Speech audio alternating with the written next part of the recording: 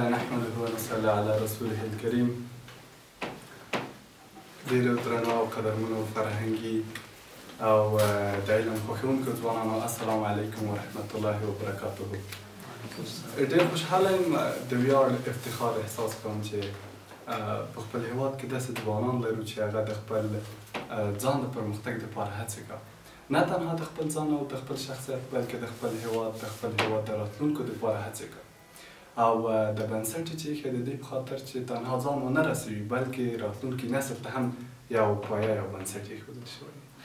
او دا پرمختګ نه تنها چې یوازې د دوی دپاره دی بلکې دا د دوی د هېواد د کلتور او فرهنګ ژبې او عنعناتو دپاره یو ډېر غټ بنسټ دی. نو دا واقعا د خوشحالۍ او ویاړ ځای دی. زه فکر کوم لومړی ځل به وي چې ویاړ څېړنیز او فرهنګي بنسټ ته راغلی او سیمینار ورکوم یا خپل معلومات د ملګرو سره شریکوم، نو زه ډېر د خوشحالۍ احساس کوم او دا هیله لرم، هیلهمند یم چې نه تنها زه، هر ځوان او هر ملګری راشي او خپل معلومات یو بل سره شریک کړو. اگر چې موږ او تاسو شاید ډېر په لوړه کچه کې نه وو، معلومات هم ډېر لوړ نه وي، سویه هم ډېره لوړه نه وي، خو کومه اندازه چې لرو دا باید شریک کړو، ځکه موږ او تاسو یو مشهور متل دی چې د یو لاس نه ټک نه خیږي. نو په یو نفر او په لږو معلوماتو نشو کولی موږ او تاسو یا ځان جوړ کړو یا هېواد جوړ کړو، خو دلته چې راځو یو د بل سره د یو بل معلومات یو ځای کېږي، جوړېږي، بالاخره شخصیت هم جوړېږي، همداسې پرمختګ هم رامنځته کېږي. نو ما موضوع چې انتخاب شوې ده هغه د جرم په اړه ده. البته جرم داسې وړه موضوع نه ده، هغه کسان چې حقوق یې لوستي یا د حقوقو مسؤلین دي هغو ته بهتره دغه نقطه ورمعلومېږي چې جرم یو ډېره غټه موضوع ده، حتی په پوهنتون کې څو سمستره په دې باندې بحث کېږي او د بحث وړ موضوع ګرځول کېږي او یو ډېره اساسي او مهمه موضوع ده. دا تنها نه چې د افراد دپاره بلکې دولت دپاره، د قواو دپاره ډېره اساسي بنسټیزه او که په مجموع کې ووایو د هېواد د ارامۍ او د پرمختګ په برخه کې ډېر زیات رول لري. نو دا چې دا موضوع ډېره لویه هم ده او ما کوشش کړی چې دا زه ډېره لنډه راواخلم، ډېره خلاصه یې راواخلم. البته ټول نشو کولی موږ او تاسو په یو جلسه کې نه، په لسو کې هم نشو کولی په ټول جرم باندې بحث وکړو، ولې په دې جلسه کې زه غواړم په جرم باندې ډېر لږ بحث وکړو، د جرم هغه اولیه او هغه ابتدایي بخشونه د نظر لاندې ونیسو. نو زه چې غواړم نن بحث وکړم هغه به د جرم پېژندنه وي، تعریف به وي او همدارنګه د جرم عناصر به وي، د جرم فرق به له ګناه سره انشاءالله د نظر لاندې نیسو او د جرم فرق له انحراف سره او د جرایمو بعضې نوعې به هم انشاءالله د بحث لاندې ونیسو او هغه جرایم چې په هغو باندې جزا یا کس ته نه ورکول کېږي په هغو باندې به هم رڼا واچوو او په آخر کې به په جنبندۍ باندې به انشاءالله په حل لارو باندې هم خبرې وکړو. لکه څنګه چې مخکې فدا صاحب یادونه وکړله، نو زه یادونه لازمه نه بولم، خو بهتره ده راځي چې سوالونه او پوښتنې نه وشي، په آخر کې به انشاءالله مطرح شي او بنده هم تحت توان حاضر دی چې ځوابونه انشاءالله وړاندې سره اوسي.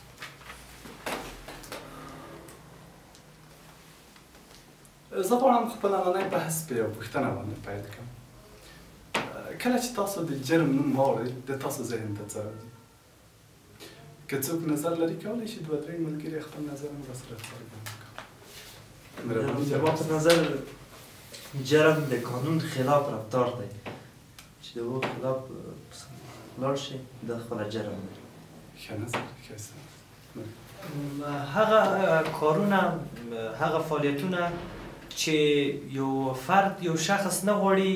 د بل چا په مخ کې ترسره کړي، مطلب غواړي په پټ ډول هغه ترسره کړي، کولی شي جرم یو. بسم الله الرحمن الرحیم. یعنې جرم نه موږ داسې مفهوم اخیستی شو هر هغه عمل یا هغه رفتار چې د نظام او د قرآن د شرعي امورو په خلاف وي دې ته موږ جرم ویلی شو. ښایسته نظر ده. په آخر کې فدا صاحب موږ نظر مو وکړو انشاءالله. ملګرو ډېر ښه وضاحتونه ورکړل. نو زه زموږ دین هم دا دی چې د اسلامي شریعت او د نافذه قوانینو خلاف عمل چې د یا مونږ کولی شوي د کور وکړ مونږ یې ونه کړو یا که موږ وایو چې د یلې شوي وي چې د کور مخکې موږ یې وګورو دغې ته جرم ویل کېږي. عموما په ذهن کې یو ډېر بد تصویر کوي. که موږ د جرم په اړه غږېږو دغه نوم هم داسې دی چې موږ ته یو بد انګېزه بد تصویر کوي، نو خود به خود یوه سخته پېچلې کلمه ده. ډېره مننه فردوس. واقعا چې ماشاءالله ملګري په دې اړه ډېر ښایسته معلومات لري او تقریبا د جرم تعریف هم دوی ته ورته دی. خو زه هم یو څه غواړم پکې اضافه کړم. جرم په لغت کې بد عمل، زشت عمل، د ټولنې خلاف عمل ته ویل کېږي او په مجموع کې که وایي د قانون خلاف عمل ته جرم ویل کېږي. خو دا البته لغوي تعریف شو. په اصطلاحي تعریف کې بیا د هر علم علماو هر کټګورۍ علماو ځانګړی تعریف ورته کړی په اصطلاحي لحاظ، چې دلته ملګري ټول الحمدلله په زیاته کچه معلومات لري او معلومات ورته کېږي چې په مجموع کې دغه طبیعي علوم ډېر زیات تعریفونه لري او د وخت په تېرېدو کولی شي تغییر او تبدیل هم پکې راشي. نو زه هم د درې څلور کټګوریو علماو نظرونه درته راوړم چې د جرم په اړه یې کړي دي. لومړی اسلامي فقهاو چې د جرم په اړه څه ویلي دي. تقریبا فدا صاحب او حنظله صاحب چې کوم تعریف وکړ اسلامي فقهاو هم داسې یو تعریف کړی، وایي جرم عبارت له ارتکاب یا امتناع د هغه عمل چې د قرآن یا سنت مخالف وي. یعنی ارتکاب و امتناع دا هدف غواړم په مثال کې واضح کړم چې ډېر زیات وخت هم د موږ تاسو ونیوم چې مثلا لمونځ دی، دا موږ تاسو ته الله جل جلاله امر کړی چې دا وکړئ. که چېرته موږ تاسو دا لمونځ نه کوو دا ما چې موږ تاسو امتناع وکړه، دا مو ترک کړه، لا پرې مو کړه، یا هم دروغ دی مثلا خدای ویلي چې دا مه وایئ، دا ډېر بد دی.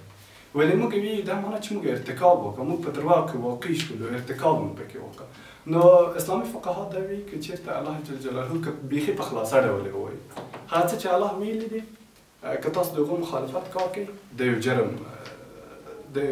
اسلامي فقهاو د نظره دی. همدارنګه جامعه شناسانو دوم یا جامعه پېژندونکو چې دوم تعریف جرم ته ورکړی دی، هغه داسې وایي چې جرم یو طبیعي او اجتماعي پدیده ده. دا یو طبیعي او اجتماعي پدیدې څخه عبارت دی چې د فرهنګ یا تمدن او اجتماع څخه منشأ اخلي. او همدارنګه جامعه شناسان په دې اند دي کله چې اجتماع او تمدن کې څوک اوسي د هغو نه سل په سلو کې جرم کېږي. هغه که وغواړي که ونه غواړي ولې جرم ترې کېږي، ځکه دا یو طبیعي پدیده هم یاده کړې ده. مثلا دوی یو مثال ورکوي، زه غواړم چې په مثال کې بهتره واضح کړم. دوی وایي هر څوک که په جامعه کې وي، اجتماع کې اوسي، مثلا لکه موږ او تاسو که 3 4 5 6 10 کسان یو ځای شي دی نه به جرم کېږي، که دی وغواړي که ونه غواړي، او خود به دی جرم ترې کېږي. یا مثال ورکړل شوی دی په دې برخه کې که یو کس په ډېره لرې سیمه کې یو بزګر وي، هغه غونډ کال په خپلو کارو کې مصروف وي په یو اطراف کې، تنها وي، سهار ځي او دیګه راځي خپله جونګړه کې ژوند کوي، دی به د چا سره جرم وکړي؟ خو داسې څوک نشته د سره درګیري راشي یا د هغو سره یو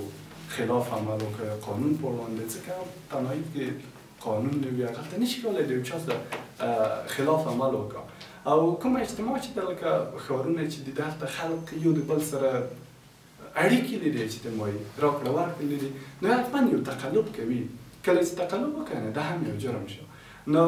جامعه پېژندونکو داسې یو جرم ورکړی په مجموع کې کله چې جامعه کې یو څوک وي نو هلته به حتما جرم کېږي. دریم تعریف چې ورکړی هغه حقوقدانان دی، حقوقپوهان. حقوقپوهان جرم داسې تعریفوي، وایي هر فعل یا ترک د فعل چې نظم یا صلح او آرامش د جامعې خرابوي، اخلال کوي او په قانون کې د هغه لپاره مجازات تعیین شوي وي، جرم ورته ویل کېږي. چې یقینا فدا صاحب هم دا خبرې ته ودونه وکړه، هر فعل یا ترک د فعل، یعنی داسې یو فعل کوي هغه غله ده، مثلا غله ده دا فعل انجاموي، غله که ده خپله یو جرم شو، یا ترک د فعل دی. ترک د فعل دا دی مثلا موږ تاسو په ډول مکلف یو که چېرته وځو بیرون یو څوک خلاف کار کوي، مثال یو تروریست دی یا بند شوی دی، نو که موږ تاسو د دوی مخنیوی نه کوو دا معنی چې موږ تاسو ترک د فعل وکړو، هغه ښه کار، هغه ښایسته کار موږ ترک کوو نه کوو، دا خپله یو جرم شو. او مهمه نقطه چې اضافه کړې ده او هغه ته ویل کېږي چې په قانون کې ورته جزا ټاکل شوې ده. یقینا دو شان ته جزا ټاکل شوې ده که موږ تاسو فعل کو ترک کو او یا هم ترک د فعل کو. او په آخره برخه کې چې ما د 4 تعریفو باندې غوښتل چې اکتفا وکړو دلته هغه مې د قانون د لحاظ نه راوړی تعریف. د جزا د کود د 28مه ماده جرم تعریف کړی دی او ښه یو کافي تعریف یې ورته کړی دی. د یو جرم عبارت له هغه عمل څخه دی چې د قانون او شریعت خلاف وي او عناصر هم مشخص وي او په قانون کې جزا ورته ټاکل شوي وي. یعنی دوی وایي که هر عمل، البته دغه تعریف چې دی دا زه ویلی شم چې دا ډېر د اسلامي هېوادونو پورې مربوط راځي، ځکه دوی وایي چې د قانون او شریعت خلاف هم طبعا شریعت په اسلامي هېوادونو کې دی. دوی وایي چې شریعت هر څه خلاف وي هغه یو جرم دی، خو یو شرط دی لري ورسره چې عناصر مشخص وي او په قانون کې جزا ورته ټاکل شي. که چېرته عناصر مشخص نه وي او قانون کې جزا نه وي ورته ټاکل شوي، دا به دوی جرم نه دی بللی. انشاءالله چې په دې برخه کې موږ او تاسو بحث لرو دی یو ځای وکړي. دوهمې موضوع ته ورځم چې د جرم عناصر دي. څه شی دی چې یو جرم مشخص کوي؟ مخکې د دې نه زه غواړم چې یو مثال ورکړم. د موټر عناصر څو دي؟ څو به نه وایم څه شی دی، خو د موټر عناصر ټایرونه هم دي. که ټایرونه ونه لري موټر نشه، داسې نه ده. یعنې عناصر دي، شترنګ ونه لري، ماشین ونه لري، خو موټر نشه هلته کبار یو شی پروت دی. جرمه هم داسې عناصر لري. که هغه عناصر پکې موجود نه وي، دو ته به موږ او تاسو جرم نشو ویلی. جرم درې عناصر دي. مادي عنصر دی د جرم، معنوي عنصر دی او همدارنګه قانوني عنصر دی. غواړم لومړی معنوي عنصر د جرم ته نظر لاندې ونیسو موږ او تاسو. معنوي عنصر هغه عنصر ته ویل کېږي چې یو څوک جرم کا مخکې د هغو نه، یا مثلا یو پیښه کا، یو حادثه کا، مخکې د هغو نه هغه په ذهن کې طراحي کړي وي او هغو ته یې پلان نیولی. حادثه دا یو حادثه ده، پکې کسان وژل کېږي او ډېر زیات تلفات پکې اوري، خو دا معنوي عنصر نه دی، ځکه دوی مخکې دوی ته پلان نه وي نیولی چې زه به ځم فلان ځای کې سړی ولاړ دی، زه به هغه کوم یا به زه قصداً ټکر کړم. دلته معنوي عنصر موجود نه دی. او معنوي عنصر په صورت کې ویلی شو چې یو څوک عملاً جنګ کا، ستراتیژي جوړوي، پلان جوړوي او امکانات برابروي، هغو ته د ورتګ دپاره پلان جوړوي او بالاخره دو ته موږ ویلی شو چې دا معنوي عنصر د جرم شو. دوهم عنصر د جرم چې دی مادي عنصر دی. مادي عنصر زه غواړم ډېر شیان په مثالو کې واضح کړو. مادي عنصر زه غواړم د خپل موبایل نه یو مثال ورکړم. یو کس د موبایل د ما نه اخلي، د په مځکه اردي، په دې هېڅ ونه شول، هېڅ نه خراب شو، نه یې شیشه ماته شو، هېڅ پرې ونه شول. دلته مادي عنصر موبایل ته رانغی دی جرم. خو او زه نشم کولی په دې عریضه وکړم چې ته ماته نوی تلیفون واخله، ځکه ته ما تلیفون ورتېږه په مځکه، یا ماته جوړ کړه تلیفون. خو څه خراب دی، څه یې جوړ کړه. که چېرته دا ولوېد، دا سکرین یې مات شو، بل شو، دلته مادي عنصر رامنځته شو. مادي عنصر رامنځته شو، زه کولی شم په ده باندې نوی تلیفون واخلم، کیدلی شي دا پرې نوی کړم یا دا پرې جوړ کړم. نو مادي عنصر د جرم دا شو چې هلته به یو ضرر رسېدلی وي. جرم اول خو موږ تاسو وایي چې معنوي عنصر یو پلان به نیول شوی، دوهم به هلته یو نتایج پرېږدي، یو آثار به پرېږدي. داسې نه چې جرم پلان نیول شوی، هغلته به هېڅ یو اثر پاتې نه شي، یو زخم پیدا نه شي، یو بل درد چې پیدا نه شي. درېیمه برخه کې د جرم عنصر چې دی وروستی عنصر هغه قانوني عنصر دی. لکه په تعریفونو کې هم چې یادونه ورته وشوله، د جرم قانوني عنصر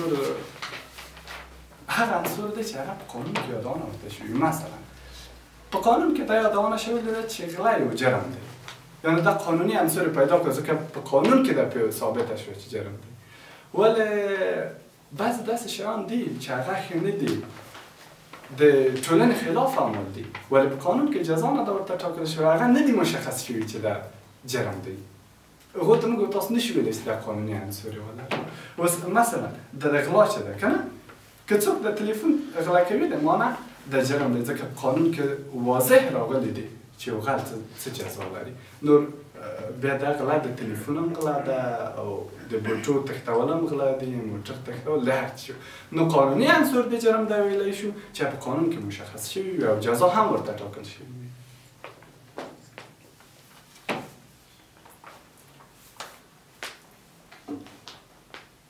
نو عناصر د جرم څه شول؟ درې شول. قانوني عنصر شو، مادي عنصر شو او درېیم معنوي عنصر شو. راځم دې ته چې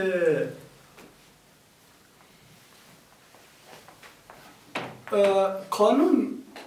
هر جرم گناه بولی خو هر گناه جرم نبولی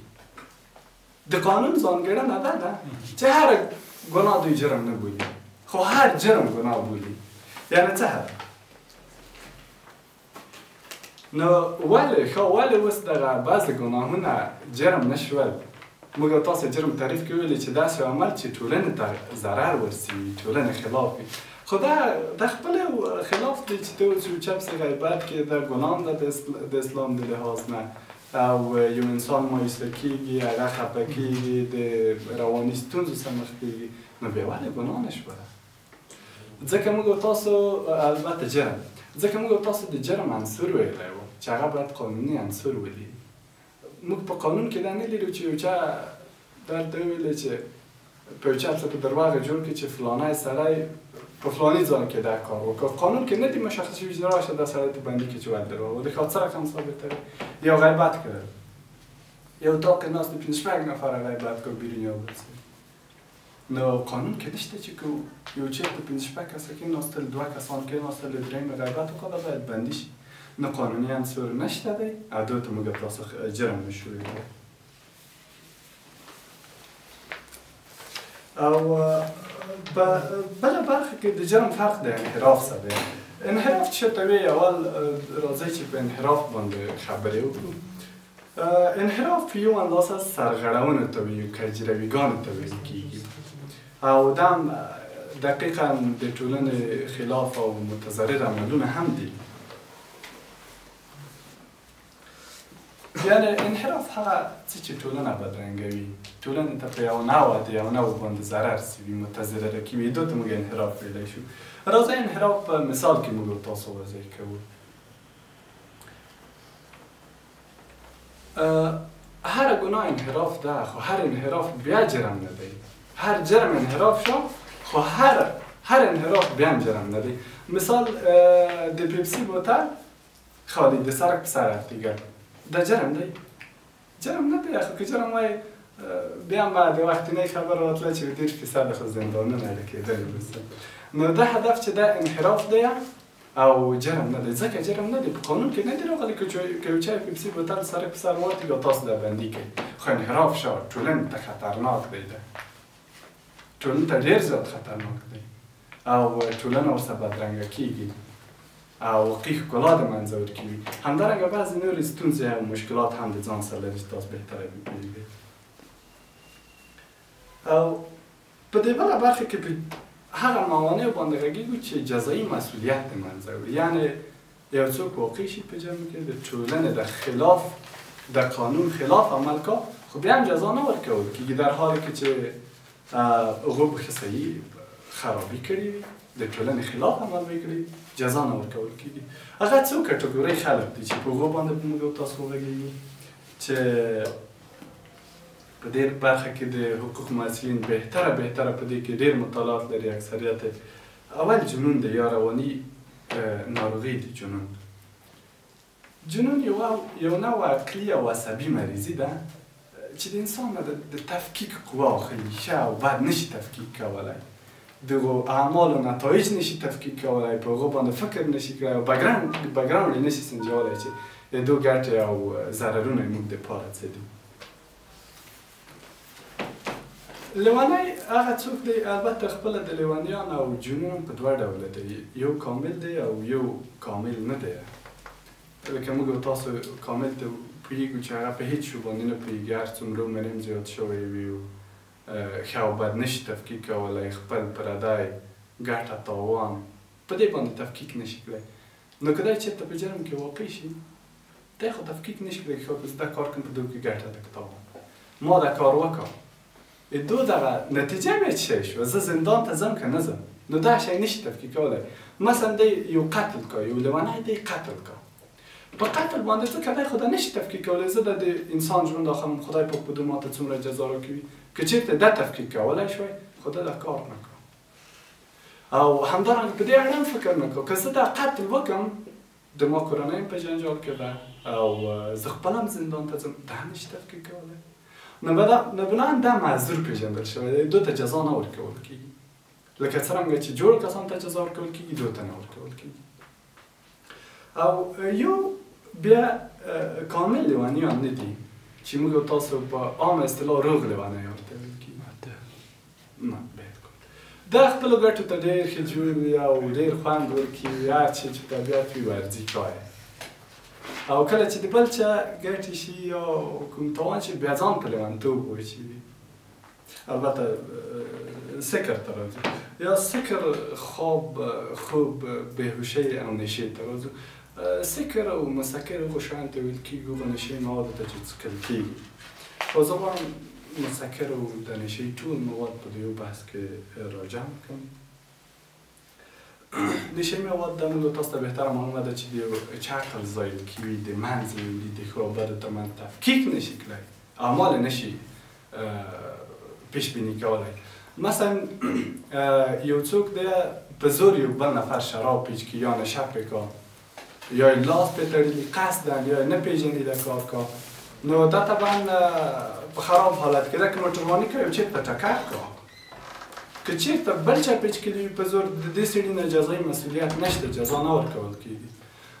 خو که چېرته دې کس خپله دغه نشه کړې وي او ځان یې نشه کړی وي بیا موټر چلوي او څوک پرې وایي او قتل پرې کا دا سړی بې مسؤل دی ځکه دوی د خپل طبیعت ته کار کړی دی جوړ انسان دی پوهېږي چې زه نشه شم نو زه قطعا ډېر شی نشم تفکیک کولی نو دا کس بیا جزا لري خو په هغه وخت کې جزا نه لري جزا ته ساقط کېږي هغه چې بل چا په زور یا په غلطۍ کې د نشه کړی وي خو په حالت کې هم څوک ښه او بد نشي تفکیک کولی بعضې کسان شته دي چې په خوب کې لټېږي یا حرکت کا یا ګرځي یا یو عمل اجرا کوي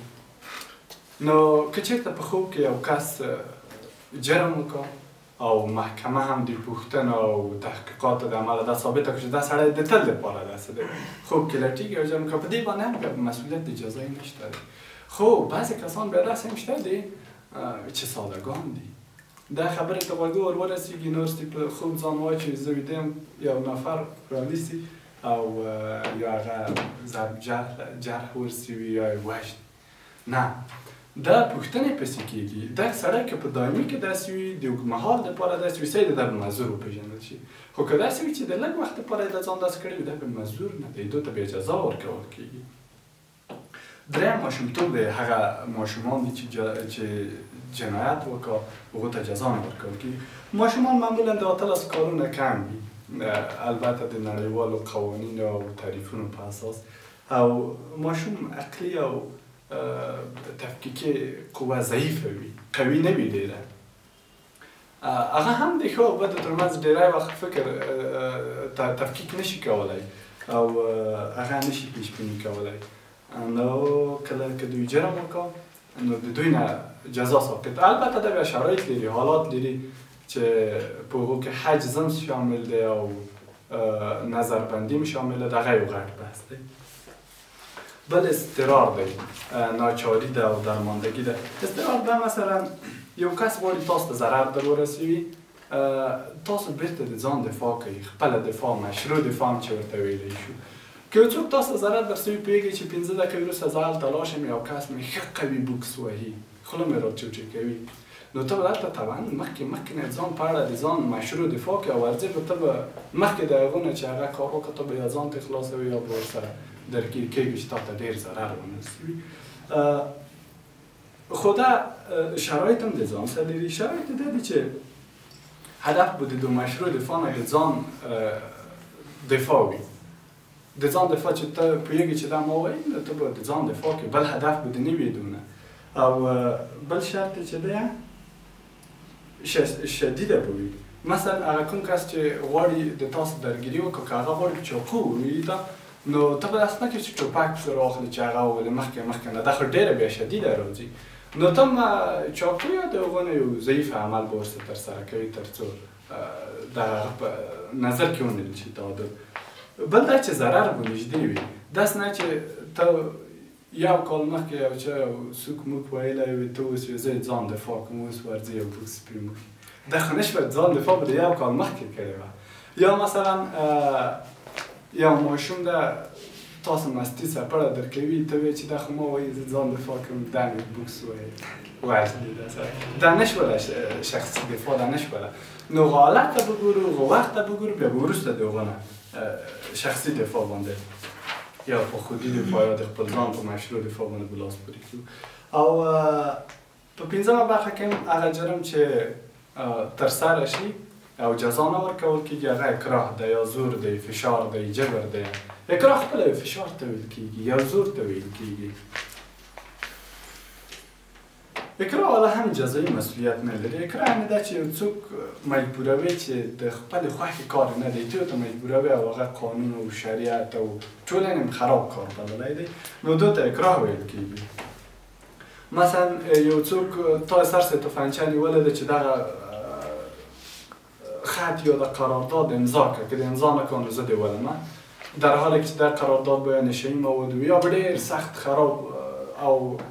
ډېر قوي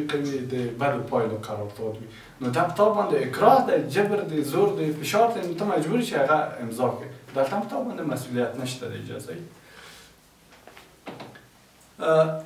البته یو نقطې ته فکر وي چې دغه ټول یو ډېره مهمه نقطه لري. در 15 نوعی چې موږ یاد کړل چې هغو کې جنون و، خوب و، نشه و، ماشومتوب و، اضطرار و، اکراه و، دغه یو نقطه شته ده چې دا به بېرته په محکمه کې ثابتوي. مثلا دا به داسې ثابتوي چې په ما باندې اضطرار و، که چېرته ثابته نه کړي نه مجرم اصلي ته یا اکراه. مثلا ته وایې چې ما په سر باندې چا تفنچه نیولی چې د قرارداد امضا کړه، ته ورته ثابت کړه چې آیا دا واقعیت دی که نه دی، نو دا ثابتول غواړي. که ثابت نه کړي بیا مجرم شمیرل کېږي، او که چېرته ثابت کړي بیا مجرم نه شمیرل کېږي. او اکراه بیا په دوه ډوله ده. اکراه مادي اکراه ده او معنوي اکراه ده. مادي اکراه ده چې فشار مستقیم وي، لکه مثال چې ورکړو چا ته فرانچه نیولې ده، تا ته وایي چې یو نفر ته زنګ وکړه داسې یو اخطار ورکړه، نو دا یو مستقیم او مادي اکراه شوله. او که د چېرته زنګ ورته ونه کړه زه تا ووایم، نو ته مجبور یې چې زنګ ورته وکړې او دلته مجرم بیا نه شمېرل کېږي. خو ثابتوي به چې د فلان کس د ما په سر باندې توفنچه رانیوله او ما یې مجبوری نه ده کار کړی. او بله معنوي اکراه ده، دلته فشار جسم ته نه دی متوجه. یو څوک تللی دی تا کورنۍ ته او زنګ یې درته وکړه چې کورنۍ سره یم او ته دغه جرم وکړه، یا مثلا قتل درته وي ته یو قتل وکړه، یا مثلا یو غلا وکړه، کورنۍ سره یم که چېرته ته د موږ خبره ونه منې موږ به تا کورنۍ ته ور واچوو یا به د کورنۍ ماشومان ووژنو. نو دا معنوي اکراه شوله او دلته باید تدابیر ونیسي د دو په حل باندې. خدا به ثابتوي د هر څه به د ځان سره ثبوت او اسناد لري. شرایط هم اکراه لري. اکراه هم درې شرایط لري. اول دا چې مادي یا معنوي فشار به موجود وي، همدا که وموي چې یا به ټوپک ورسره نیولی وي، زور به وي ورسره، او یا معنوي فشار په یو چیشي باندې مثلا کورنۍ یا بل څه تهدید به ورته متوجه وي، بیا کولی شي د اکراه ووایي او جزا ورنه کړل شي. دوهم برخه کې د خطر د دفع کولو نه وي، بله کوم لار نه لري د خطر د دفع کولو. که ما چې ویلې یو څوک مثلا درته وي چې د فلان کار وکړي که نه وژنم دی، که بله کومه یوه لار ولري چې دغه د ده نه ځان خلاص که ځان به خلاصوي، که نه مجبور شوي به مجبور دغه کار وکړي. مثال یو کس دی درته وي چې هغه کس ووژنه، دی دلته ولاړ دی د چاقو سره تا ته تفنچه درکړي چې ورشه فلانی کس ووژنه، که د ونه اجازه به چاقو وایم. خو دلته خو اسانه خبره ته ولې کس وژنې، تا سره ټوپک د چاقو والا وویله چې تا ته ویلي چې ورشه هغه ووژنه. اسانه لاره ده. که ته چېرته داسې بیا محکمه کې وایي چې ما ته چاقو نیولی و ټوپک راکړی چې فلانی کس وویله، دا بیا هغه نشو دلیل نشو، ځکه تا درته بله لار لرله چې تا همدغه کس ویشتلی و یا د ورته ویلي چې رانږدې نشي او د دو جرم نه د ځان ساتلی و. نو په مجموع کې ویلی شو چې اکراه هم په دلایل او په ثبوت او شرایطو که چېرته انجام شي بیا هم جزایي مسئولیت نه لري. او په بله برخه کې د جرایمو نوع دي. البته جرایمو ډېر د مختلفو لیدلوریو نه څېړل شوي دي، مختلفو بحثو پوهانو د طریقه څېړل شوي دي. خو زه چې غواړم د جرایمو ډولونه د شدت او خفت د لحاظه وایم، او دا ډېر غواړم په کم هغه کې وړاندې کړم. جرایم د شدت او خفت د لحاظه په درې ډوله دي: جنایت دی، جنحه ده او قباحت دی. جنایت لکه نامونه چې معلوم دي دا ډېر غټ جرمونه دي چې هغو کې قتل دی او زنا ده او د انسانانو غلا کول دي، داسې ډېر امثال لري. او دا غټ جزاګان هم لري چې طویل المدت بندیخوانی دی او بیت مقابل کې قتل دی او د یو چا نفس اخیستل دي نور هم داسې هغه لري مسایل او دویم برخه کې جنحه ده جنحه جرمونه چې دی د جنایت نه لږ څه اندازه کوچني دي لږ خفیفتره دي دومره لوړ نه دي او همدارنګه جزاګان یې بیا کوچني دي او دریمه برخه کې قباحت جرمونه دي دا بیا وړ جرمونه دي قانون د قباحت دپاره تر 10,000 افغانۍ پورې جریمه کړي نو هغه مربوط د جرم پورې راځي چې څومره جرم شوی د 1,000 روپۍ 10,000 15,000 7,000 10,000 بیا هغو ته په کتو باندې تر 10,000 پورې په قباحت باندې کولی شي پیسې واخلي البته په نقدي برخه کې هم چې قانون ورته ښودلی ده په آخر کې ولې جرایم رامنځته کېږي البته چې دا موضوع څو سیمینارو ته ضرورت لري چې په دې باندې بحث وکړل شي خو زه غواړم چې موږ په ټولنه کې فقط 2-3 هغه اساسي نقاطو ته اشاره وکړم چې ولې جرایم رامنځته کېږي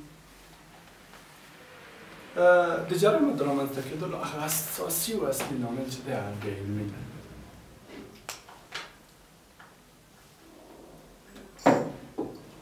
کله چې علم په یو ټولنه کې وي په یو ټولنه متمدنه وي هغه پلار نیکه دی او فرد او مشران ټول حتی د مور پورې کورنۍ ټول غړي په علم باندې سمبال وي بیا د فرد چې راغټېږي دا جرم ته زړه نه ښه کوي نو یو لامل دا ویلی شو چې بېعلمي ده او په افغانستان کې تاسو فکر وکړئ او څېړنې هم شوي دي هغه کسان چې جرایم کوي هغه معمولا بېعلمه دي علم یې ډېر لوړ نه دی او په دوهمه برخه کې غربت هم ونډه پکې لري د جرایمو په رامنځته کولو کې نه تنها په افغانستان کې په ټوله نړۍ کې چیرته چې غربت حاکم شوی دی هلته د جرم ګراف او کچه هم لوړه شوې ده چې په دې برخه کې زیات سروې هم شوي دي لکه څنګه مو چې لږ یادونه د جرم د رامنځته کېدو په باب وکړه همداسې د حل لارو په اړه هم ډېرې وړې نقاط دي چې په نظر کې غواړم ونیسم که چېرته غواړو چې ټولنه کې مو د جرم ګراف کم شي او جرمونه کم شي باید علم ته